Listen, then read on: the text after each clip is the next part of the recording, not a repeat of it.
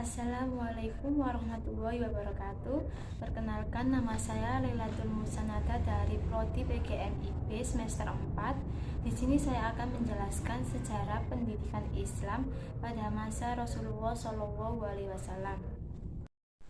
Sejarah pendidikan Islam adalah peristiwa atau ketentuan masa lampau yang telah terjadi di dalam pendidikan Islam. Di sisi lain, sejarah pendidikan Islam diartikan sebagai perkembangan segala hal tentang pendidikan Islam dalam suatu masa. Dalam mengkaji sejarah Islam, akan bisa memperoleh informasi tentang pelaksanaan pendidikan Islam dari zaman Rasulullah SAW sampai sekarang, mulai dari pertumbuhan, perkembangan, kemajuan, kemunduran, dan kebangkitan kembali tentang pendidikan Islam. Pada zaman Rasulullah SAW, pendidikan Islam dilaksanakan pada dua periode. Yang pertama periode Mekah, yang kedua periode Madinah. Periode Mekah di sini sebagai fase awal pembinaan pendidikan Islam dan sangat berpusat di Mekah. Periode Madinah sebagai fase kelanjutan pembinaan pendidikan Islam sekaligus sebagai pusat kegiatannya. Pelaksanaannya pendidikan Islam pada kedua periode ini, yang pertama itu pelaksanaan pendidikan Islam di Mekah sebagai Nabi Muhammad SAW mulai tugasnya sebagai Rasul, yaitu melaksanakan pendidikan Islam terhadap umatnya dengan cara mendidik dan mempersiapkan tugas-tugasnya, pengenalan serta perannya dalam kehidupan masyarakat dan lingkungannya. Yang kedua, pelaksanaan pendidikan Islam di Madinah.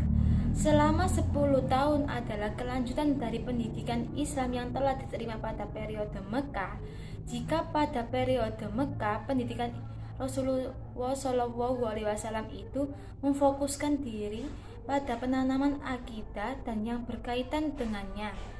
Pada periode Madinah, lebih menyempurnakan, difokuskan pada pendidikan sosial dan politik dalam arti yang luas. Selama proses di Madinah, banyak hal yang dilakukan oleh Rasulullah SAW.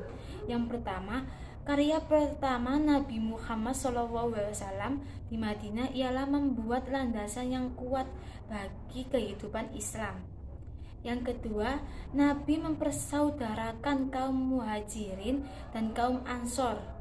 Yang ketiga, membuat piagam persaudaraan dengan golongan-golongan penduduk Madinah non-muslim, yaitu kaum Yahudi dan Nasrani. Sejarah pendidikan Islam pada hakikatnya tidak terlepas dari sejarah Islam.